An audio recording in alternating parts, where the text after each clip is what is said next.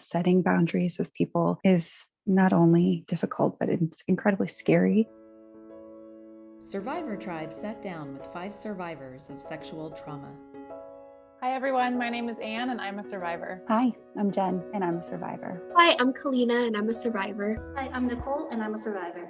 Hi, I'm Gillian and I'm a survivor. To discuss their experiences with developing healthy boundaries. Really, boundaries started as a means of saving my own life. I was so sensitive to other people's stimulus, to other people's input, that I really needed to start being acutely aware of my physical responses, my psychological responses, my emotional responses to my environment. Here is what they had to say.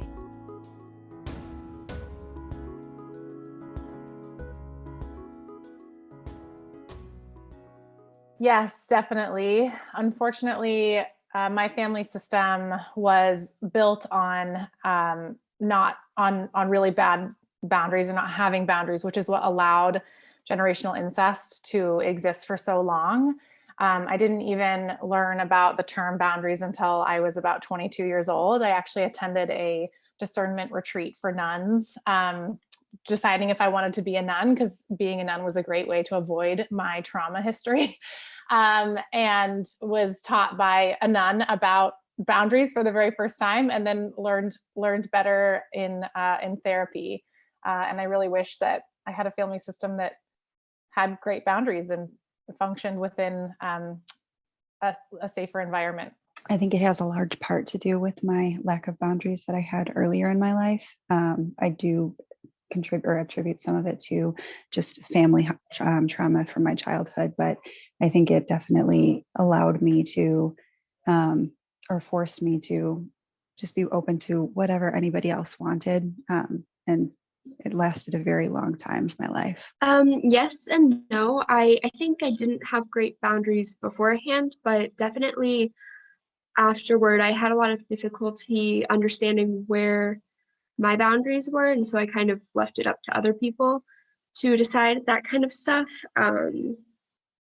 And I had a really difficult time, especially with men, setting boundaries and even distinguishing where my boundaries kind of were after that. For me, I think it's yes and no as well. I think I just never established a healthy set of boundaries before.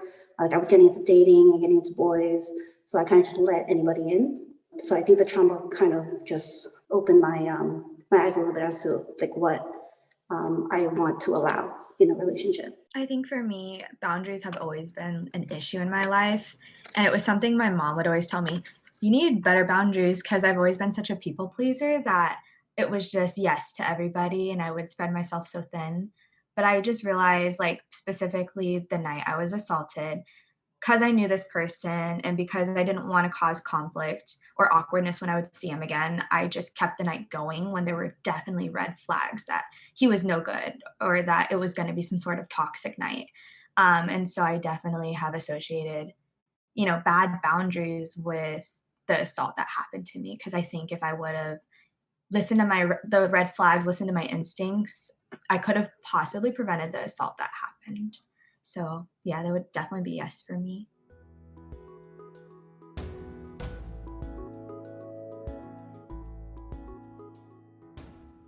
So for me, unfortunately, my health got really bad. Basically, as soon as I moved out of I had repressed my memories of incest. So when I moved out of my childhood home at 18, my brain, body, and being just started to slowly shut down. And by the time I was 22 and on that convent retreat, I could hardly function. And so really boundaries started as a means of saving my own life. I was so sensitive to other people's stimulus, to other people's input, that I really needed to start being acutely aware of my physical responses, my psychological responses, my emotional responses to my environment. I got help with a therapist, and she really helped me to better understand the abusive frameworks that my family system functioned under, the codependency, the lack of boundaries that my family system functioned under. And she really started to help me to distance myself. She really started to help me validate my boundaries, regardless of how my family system reacted to them, which wasn't always great. And said, look, you don't owe your family anything. You owe them. I was living with them at the time. So she said, you need to be polite because they're giving you your housing at the moment. But other than that, like, you really need to distance yourself. And so then I went to graduate school where I had actual physical distance, and more emotional, psychological, physical support. And that's when the repressed memories resurfaced. And I was able to do more kind of focused trauma work around healing from sexual assault. I would say that for me, the catalyst for realizing that I needed to set boundaries happened a little over 7 years ago when I was pregnant with my daughter. After my first assault and my abusive relationship, I drank heavily, and it was always whatever everyone else wanted to do, which always seemed to turn to alcohol. And so when I was pregnant and I was 100% sober, between therapy and just self-discovery, I really started to realize, I enjoyed being able to feel things and to figure out what I was truly feeling and start processing and healing from things. But it also showed me that, this pattern that I had of everybody wants to go drinking, so let's go out drinking. And so-and-so wants to do this, or so-and-so makes you feel guilty about, X, Y, or Z. And I really started setting boundaries, and it also forced me to start figuring out what my boundaries were to be with my mom in the way that I raised my daughter. And so I think that was very eye-opening for me and has really set the pace for how I've started setting boundaries in every aspect of my life. Kind of similar to Jen, it was a few years ago when I was pregnant with my first kid. It was partially I saw that I needed to have boundaries with their dad, which I wasn't. It took me a little while to get the hang of that, but and then partially I just didn't want. I saw myself and didn't really want to be the example that I was being for my kid when they grew up. So yeah, so I just kind of, like, that was really a big indicator for me that I needed to have like some big changes in my life regarding boundaries. For me, I think it was just that I was thinking about the situation a lot, and I was like, I guess, trying to open up to people about it and trying to make sense of it, because it was because it happened to me by someone that I initially trusted. So I would constantly find myself like trying to open up, and it just felt so uncomfortable. And I think that was just the catalyst for me. So for me, I think the eye-opener was the night of the assault, because up to that point, I think I was always doing something for other people and was always just kind of down to do whatever anyone else wanted to do. Especially with the night of the assault, it was just like, didn't really want to have sex, but in a way I kind of did. And I just kind of let things happen. And there were a lot of other things besides just like, the like vaginal rape that happened that I really didn't want. And so I think, I don't know, just after that night, I realized that I had let someone get so far as to violate my body. And I think that was where it really opened my eyes to me needing to change my ways and how I interact with others. So I think too, after the assault, there were other people in my life that tried to justify what he did because they knew him and said that I perceived the situation incorrectly. And I realized I needed to create boundaries with those people because they weren't helping me in my healing path, even though I thought they were my friends. And I even had some friends that were crazy enough to reach out to him after knowing what he did to me. And so I kind of had to break up with my friends too, which was hard. Like some of my friends were loyal, but others not so loyal. And so I think that also was a catalyst of just realizing I need to do whatever I need to heal right now and to just kind of go back to being able to just normal sort of life where I'm not breaking down every day. So I think the night of the assault and then a little bit of the aftermath.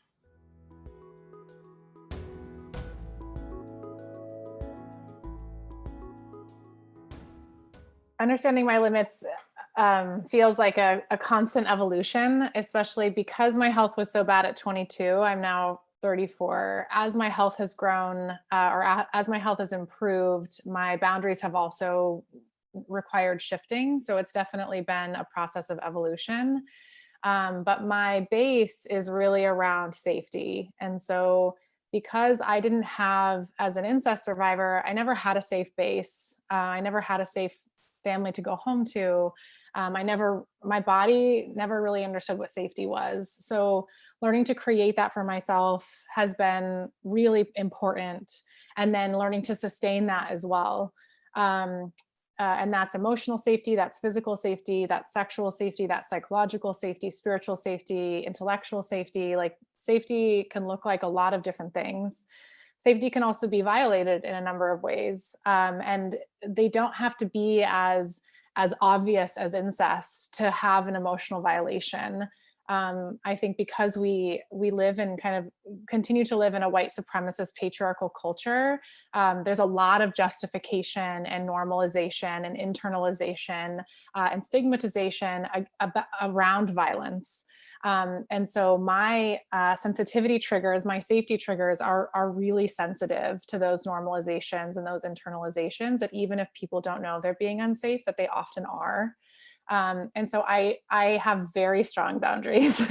I'm very grateful to have a really safe, supportive network of friends. But I let people into my life to kind of accompany me through life if I know they have the tools to have safe relationship, to have nonviolent communication around conflict, to be able to grow together. Perfection is not the standard, but safety is the standard. And so I make sure that the communities I participate in and the people I spend my time with are capable of honoring safety in those various verticals that I discussed. I would say that the number one most important thing that's really helped me with learning to figure out my own boundaries and set those has been therapy.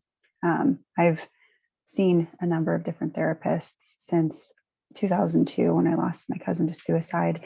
And so it's always kind of started shaping in a little bit. But most recently, the last therapist I've been seeing over the last 2.5 years has been incredibly important in figuring that out, both in my friendships, in my relationship with my parents, even in my relationships at work.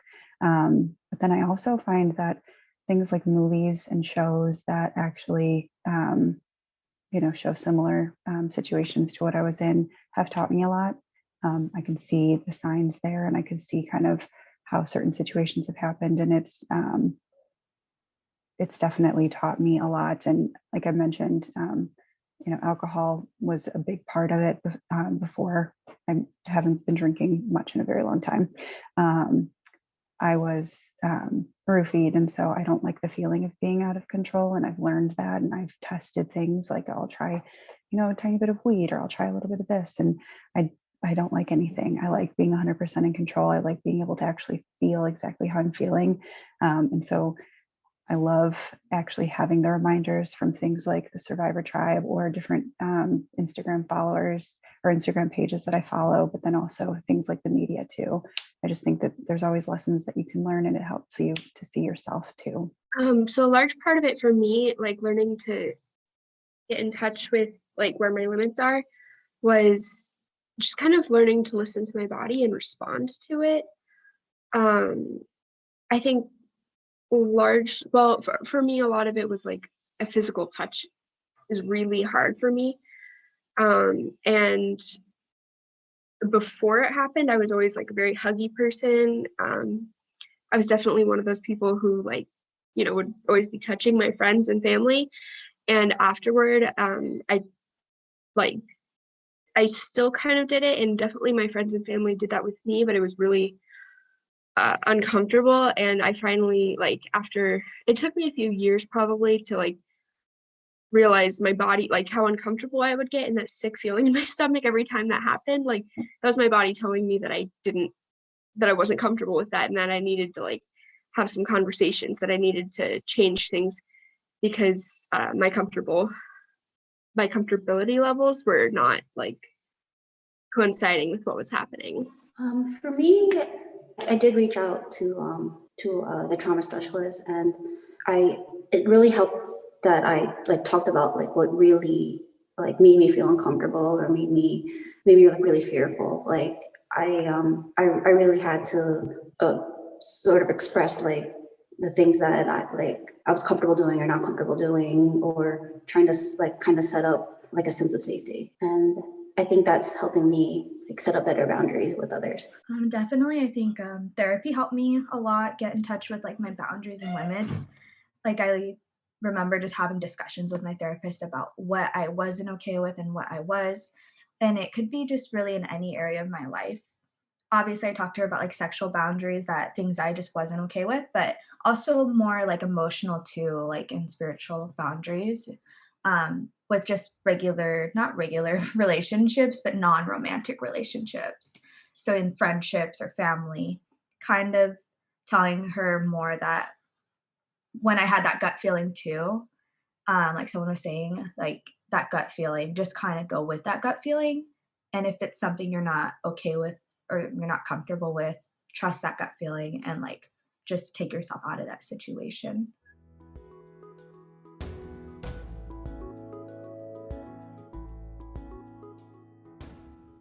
Definitely true. Growing up in a family system where boundaries were not allowed, where like violation of my body, my spirit, my psyche, etc., was normalized and expected. Setting boundaries wasn't even safe. Trying to set boundaries led to more aggressive assault. So as I grew up and learned to initiate boundaries and had the support of a therapist, and then eventually the support of friends and a safer community, it was easier to justify and validate my own boundaries, and also to understand that some people are never going to honor my boundaries no matter how well I communicate them. So there's kind of like it takes two to tango dynamic with boundaries, that I had to learn how to understand what my limits were and communicate them, but I also had to learn how to ensure that the people that I was surrounded with also had the tools to receive my communication and then adjust their behavior and respect my boundaries. And that took a really long time. I'm really grateful now to be on the other side. I feel like I ended up leaving my family because they couldn't keep me safe. That boundaries continue to be unacceptable in my family system. As a woman, it is the expectation that I just submit. So decided 10 years ago to break kind of divorce from my family system. And I'm really grateful now that I have rebuilt a family system out of friends who do honor my boundaries, and hopefully I do the same for them. I would have to agree, true, that setting boundaries with people is not only difficult, but it's incredibly scary. I think a lot of us, I've heard, are similar in that we are people pleasers. Lifelong people pleasers struggle with setting boundaries with people. They struggle with the fear of making somebody upset. And so for me, being able to, like, as an example with my mother, I set the boundary that she needed to allow my kids to be exactly who they are and not dictate that they should be more tomboy or they should be more girly, because, I know the trauma that I faced from that when I was a child. But having the courage to stand up and say those things took a really long time. And it was really hard to not only bring the message out in a way that felt comfortable to me, but that I felt like it would actually be heard and understood. And so, having similar conversations with friends who turned out to be crappy friends, or situations in work, it's really difficult and it's hard to gain the courage to speak up. But it's something that we need to do. I've recently set the boundary with my children's father that we are in the process of a divorce, and it took me the better part of our entire marriage to get to that, to feel like I could say that. But it feels good to finally be me and be setting what I expect in my life and what I feel comfortable with in my life. Yeah, I definitely think that's true. But I've really found in my life that a lot of the more uncomfortable boundaries that need to be set, and a lot of like yeah, a lot of the ones that I think about, I'm like, I don't know how I'm going to do that. Like, that's stressful. Like, how am I going to talk to this person? Like, those tend to be the more necessary ones to set. And those tend to be the boundaries that are going to help me to move forward better. Yeah, it's hard, but I think it's definitely like something worth, if you feel like thinking about a boundary, setting a boundary is making you uncomfortable, it's definitely something you need to think about doing then. Yes, it's definitely true that setting boundaries can make someone feel uncomfortable. It made me feel uncomfortable, but like I also wanted to like move past that and work through that because I want to be open to people that would respect those boundaries. And I think we owe it to ourselves to let people in that can respect those boundaries. I definitely think it's true as well. And just listening to everyone's responses, like I got kind of gathered like it all and like combined it. And it's true. Like I think we should trust our instincts when we have that uncomfortable feeling, when we're like, oh, I should do this, but it's really uncomfortable. I feel like, yeah, like it's a good point to say that that's a sign that there is that boundary that needs to happen. Then if it's so uncomfortable, like you should kind of trust that instinct. And I feel like too, I think I learned from setting more boundaries now with like even my close friends. I learned that if they're like true friends or if they're really supposed to be in your life, they will respect those boundaries. And it's kind of like a good test to see who's really there for you and who really loves you.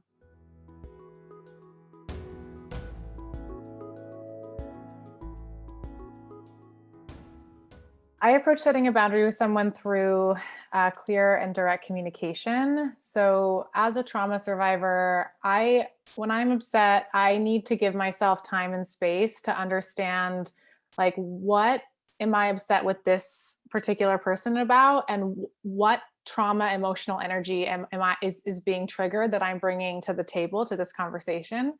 So I try in advance to kind of work through and sort through that. So that I'm coming to this person, to a friend, safely, and that I have a clear message for them. I can help them understand why what they said may be upsetting to me or triggering to me as a survivor, or just as a person, and then giving them clear instruction on how I prefer to be treated. I also often would start the conversation asking for safe space. So I would just say, hey, like, I'd really like to ask for safe space to talk to you about something that has been upsetting me. Is now a good time, or can we plan a good time? And that ensures too that like they feel safe, that their nervous system is prepared to receive what I want, what I need to express, and or ask them like, do you want to talk verbally? Do you want me to write this down and send it to you in an email? Like there's so many ways that people can communicate. And I think the expectation that everything has to happen, in person or over a phone call, like I don't think those standards, especially for trauma survivors, need to be upheld. I think that we can determine what feels safest to us, and then find a common ground with the person that we're speaking to. And then again, my goal is always to just ensure both parties feel safe, that I am being a direct communicator, that they understand what I'm saying, and that if at any point I participated in the conflict too, that then I create space to listen to how I can better adjust my behavior so that in the future we can just continue to pursue peaceful relationships. I have learned in, I would say, the last year or two, in some really significant relationships, just with friends, that conflict will always bring you closer. That it's an invitation to learn to love each other better and to understand each other better. And that is something that's been really precious to me to learn, is that with really safe people who understand boundaries and who understand clear, safe communication, that conflict is just an invitation to go deeper as friends. And I've really valued that corrective and new experience that I've had in the last year. Well, I'll start by saying that I feel like I just learned a lot from Anne. I've always been a conflict avoider, but if you really frame it as conflict allows you to grow with someone else, it's so true. I think about that with my work. We fail fast, we fail often so that we can create new things. but thinking about that in terms of relationships is kind of new to me. I think when I go into setting a boundary with someone, I always have the conversation with my therapist first. Again, I don't like conflict. I don't want to cause someone else grief. I just want to explain my side of it. So talking through it and kind of, I don't know, practicing the conversation is very helpful for me.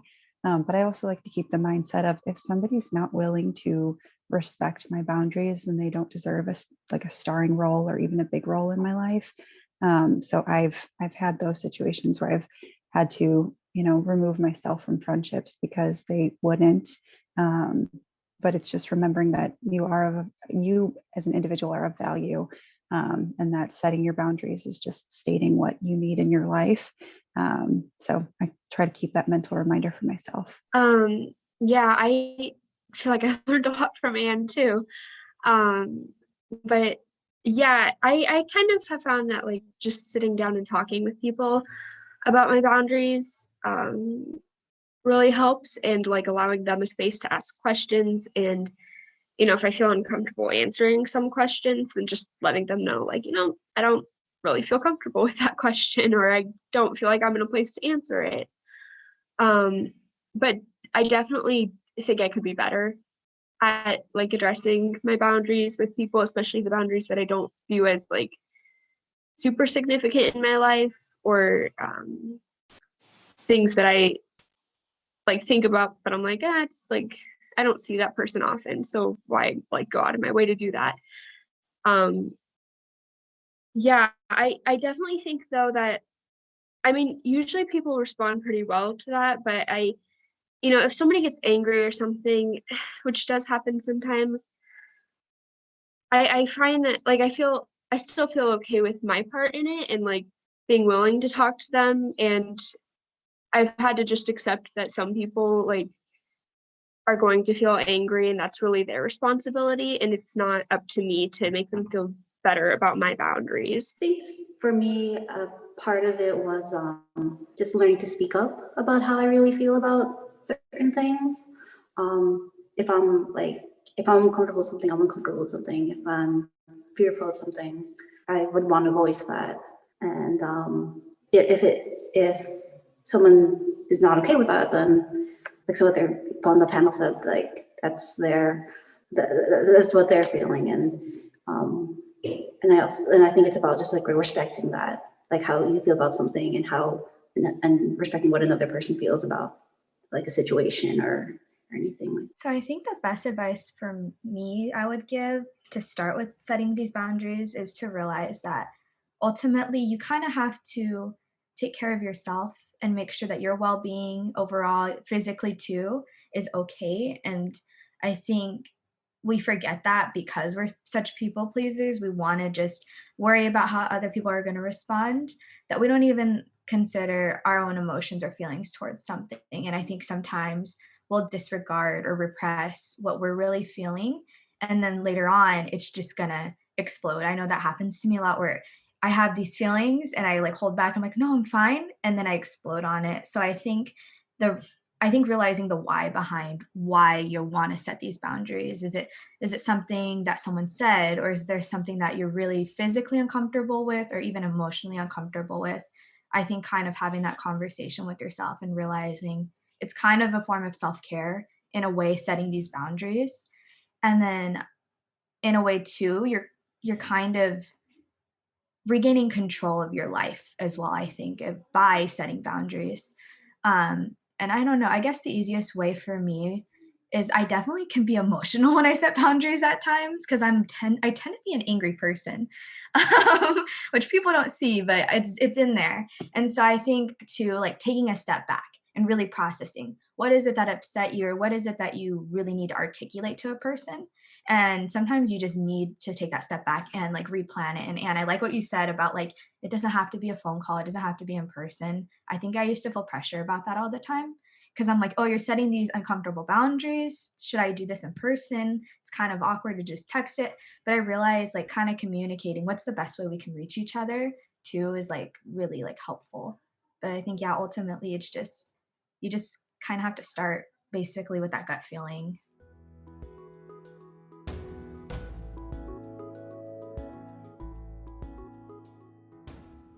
Yeah, so that answer to that question to me is twofold.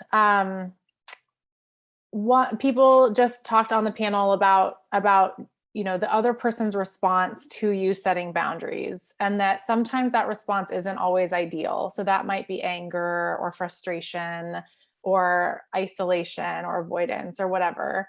And again, I think when I set boundaries, I don't expect anyone to be perfect. We all, new information needs to be processed within the other person, just like I need to process information. And so giving that person time and space, but making sure that I remain safe. So like continuing to reinforce the boundary, and then seeing and watching and observing, like, do they come back with the tools after they process? Do they then come back and say, hey, I hear you, I am willing to like adjust my behavior, or hey, can you clarify things for me? So there's always kind of an assessment of like, again, does this person have the tools to honor and respect and value me and my safety? If they don't, then that is heartbreaking. And I know that heartache. Like, I lost my whole family, I lost my whole childhood community, I lost my church. Like, when I came out with my story, I basically lost like my entire communal infrastructure. And the appropriate response to that is to let yourself go through the grieving process.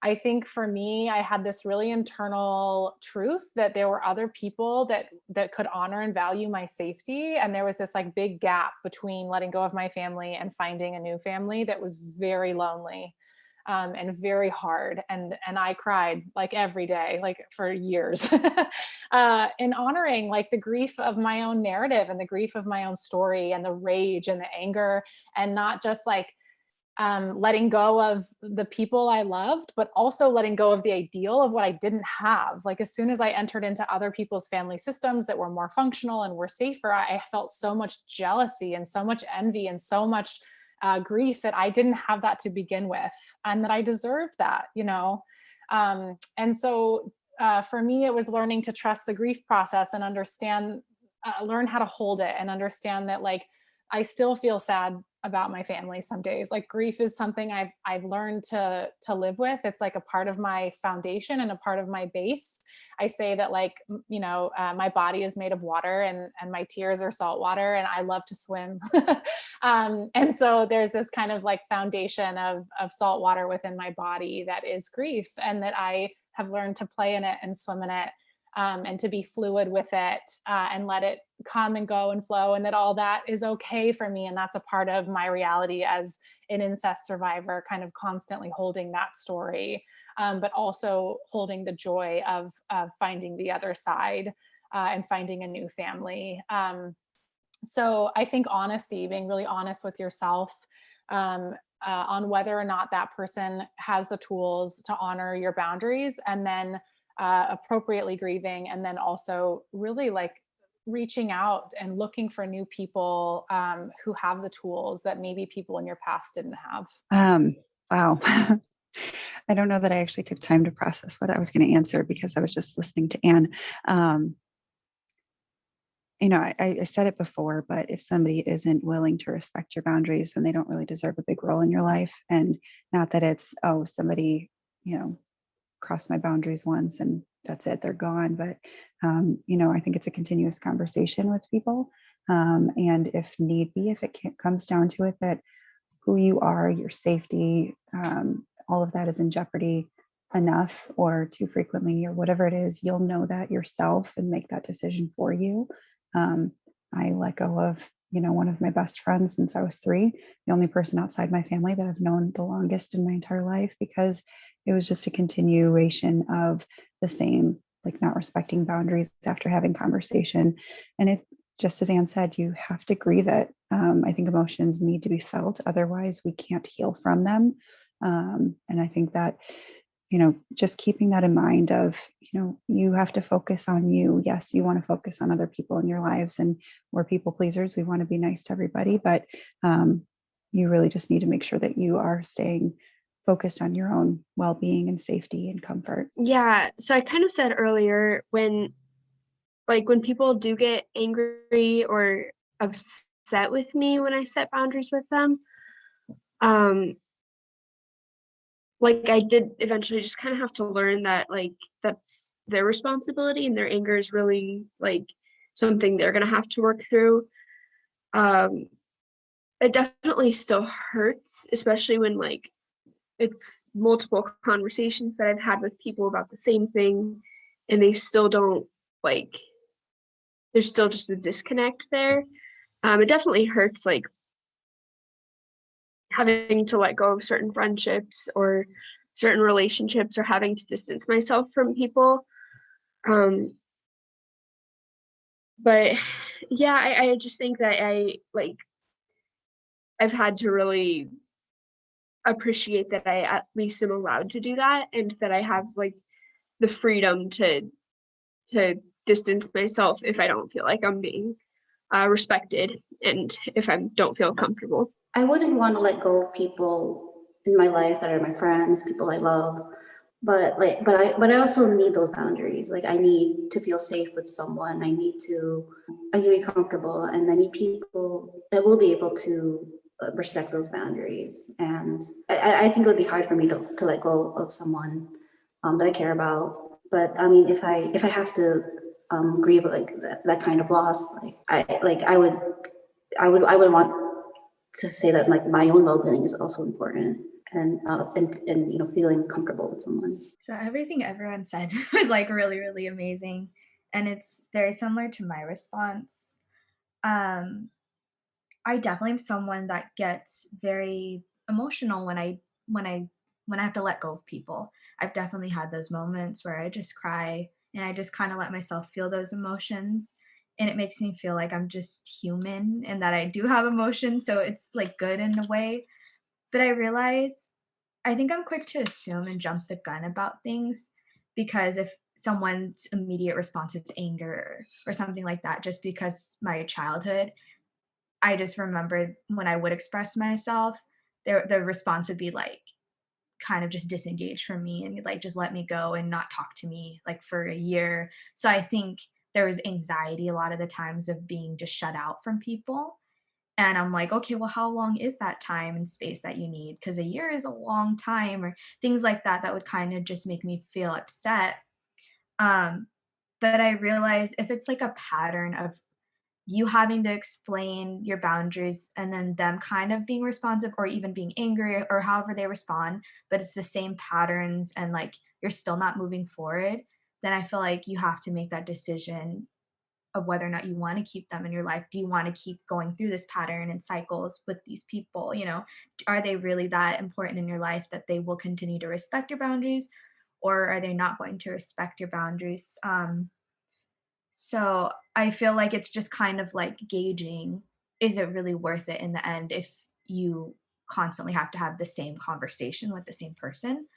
Um, but I think just all of it is just like kind of in a nutshell, just um, for me, just trying not to jump the gun, trying to see if maybe we can have an open up communication about it.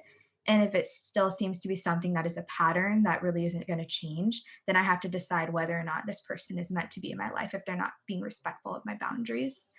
And yeah, I think just keeping focused on my overall well being overall is, I think, the best.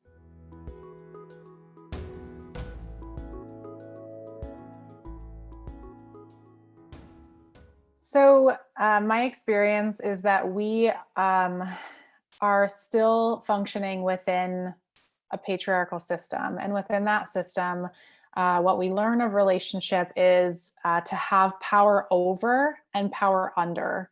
So a lot of relationships tend to have kind of a more dominant and a more submissive person. The problem with that is that there is a lack of equality. And so what I would suggest in entering relationship is really trying to create a power with environment, which honors equitability between partners. So that means that if you tend toward a more dominant personality, then you may need to listen a little more to your partner. But if you tend toward a more submissive personality, then you may need to speak more and empower yourself to communicate your needs. I think that I want to be careful not to be too essentialist and saying like men are this way and women are this way. But in a gender-based system or a patriarchal system, gender-based violence is real. And so it is more common for women to play the submissive role. I also want to be careful to not only include heteronormative cisgendered relationships. Those are just the relationships I've been in my life. But if you're finding a challenge in creating boundaries, then you're likely playing the role of the submissive. You're likely playing the role of power under.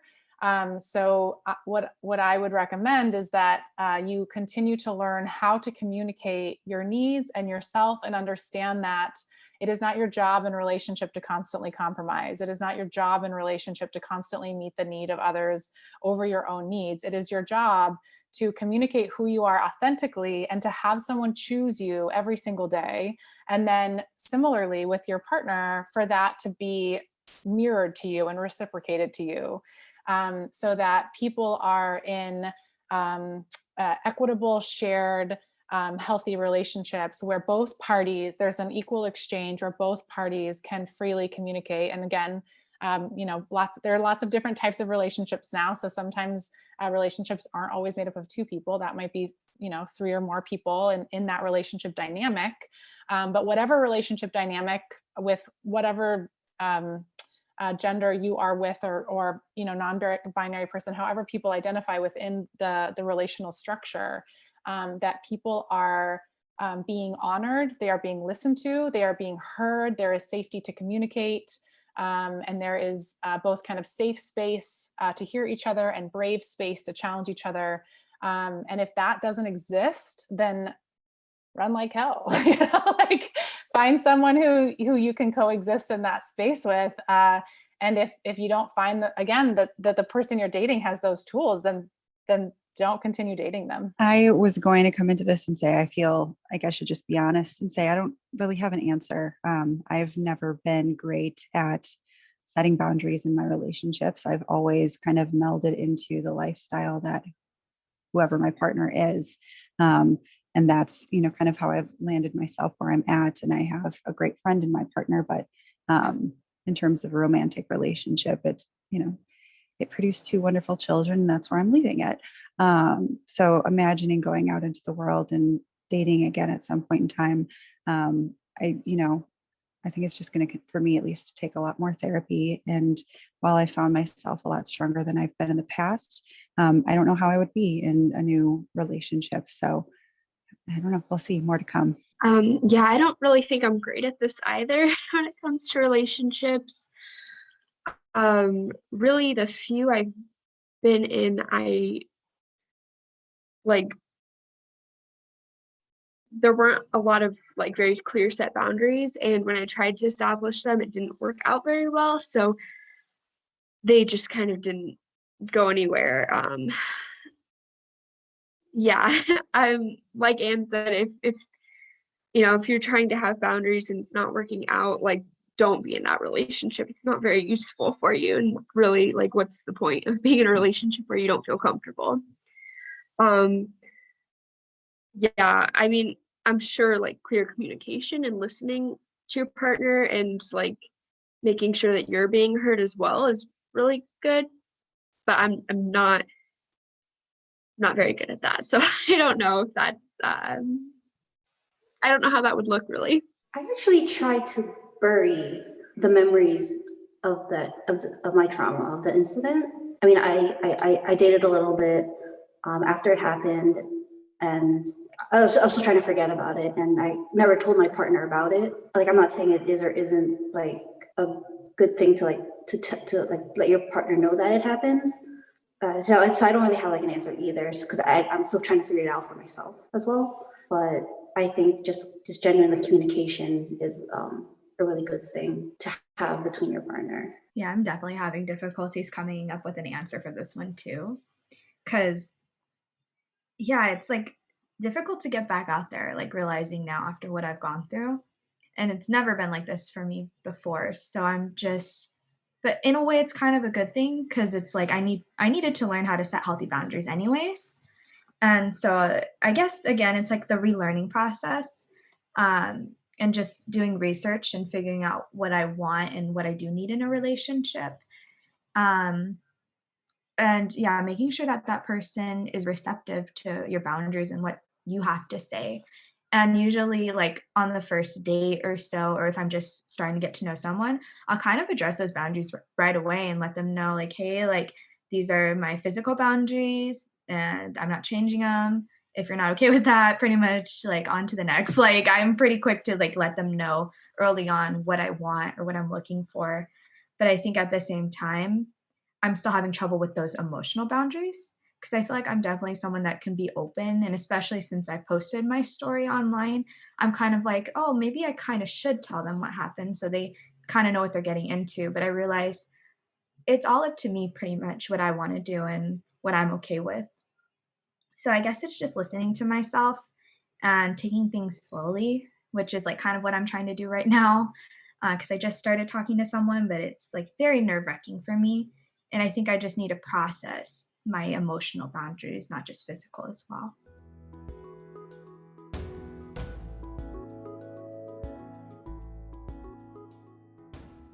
I would reach out to the sources of support that are accessible to you. I think it's easy to say go to therapy, but the reality is that therapy is really expensive. It's not often culturally accessible or sensitive or available. And so, if you have access to therapeutic modalities that you can utilize to help teach you some of these frameworks, then seek out those resources. Find a good therapist. That sometimes takes a few tries. If you don't, there are so many free resources. If you have access to the internet, there are lots of resources on boundaries. If you just Google it, you can use your local library if there's a library in your area. To learn a little bit more. There's a lot of authors writing about these subjects, a lot of psychologists, or find your most evolved friend and ask them questions. Listen to these kind of panels, and just start practicing in the best way you can. Start integrating new frameworks, new ideas. Continue to surround yourself with people who value you and may need to teach you how to value yourself. That was something that I really learned. Is a lot of people talk about like you have to love yourself before you can love others, but I didn't have an example of love growing up, so I really needed to relearn what love was in order to love myself. And I've been really grateful through practicing good boundaries to meet a community of people who really modeled for me safe and secure models of love, so that now I can continue to integrate those experiences into my body and into my brain and into my being, and to teach me to love myself better and to love others better.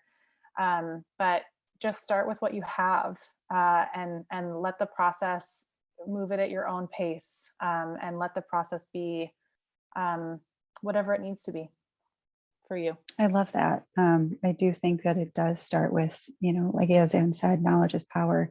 So educating yourself in whatever avenues you have available to you. I read a book, and I'm forgetting the author right now, but it was Boundaries in Dating. But I know that there's other books that this same author has written that were all about setting boundaries in your life. So there's tons of books and resources available on it. I think, again, if you have a therapist, practicing there. But I think if you really want to get started, for me, what felt the safest was practicing and actually setting boundaries with somebody that I knew unconditionally loved me. So I think once I started setting boundaries with my mom, that really helped me to be able to feel more confident in setting those with other people in my life. I was always the yes person at work. Then I started setting boundaries with my mom. Now I have my very strict hours.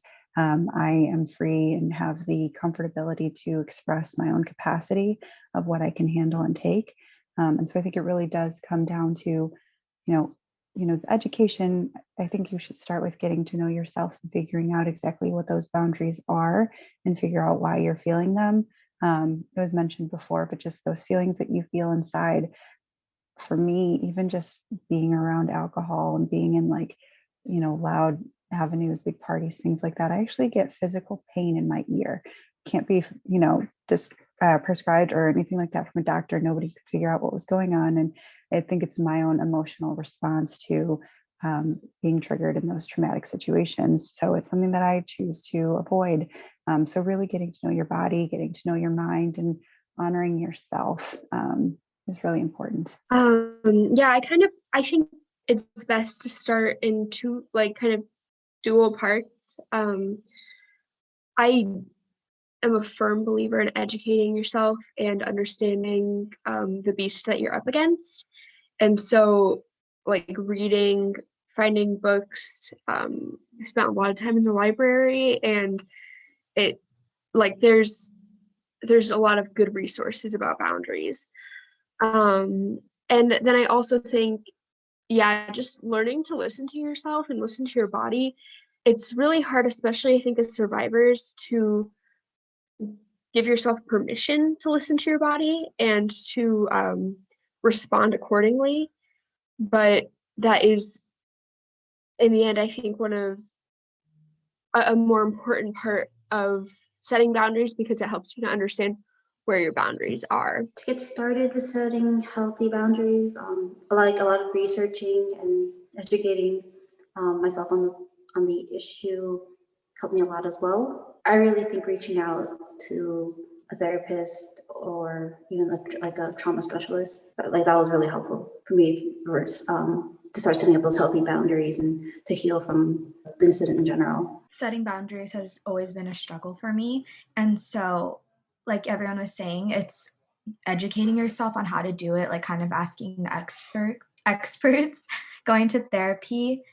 But I also realized I need to be kind to myself because this is still something that's new to me. So it's like I'm relearning how to set healthy boundaries. It's not like, it's like kind of like when you learn how to walk. It's not like I'm just gonna, like a baby learning how to walk. I'm not gonna just stand up and start running and sprinting. Like it's gonna be like a process. And so I'm realizing to be kind to myself throughout this process and just take every opportunity as a way to practice it and like apply it, because you may be able to read and do research, but it's always different when it's actual, like you're actually in the situation. It's never like, oh, like let me see the book and do it and like figure out, like it's way different when you're applying it. So I'm just realizing, yeah, to talk it out, practice it, and just kind of just do it, and then just see how you reassess and like self-evaluate and see how maybe you could have done it better than for the next time.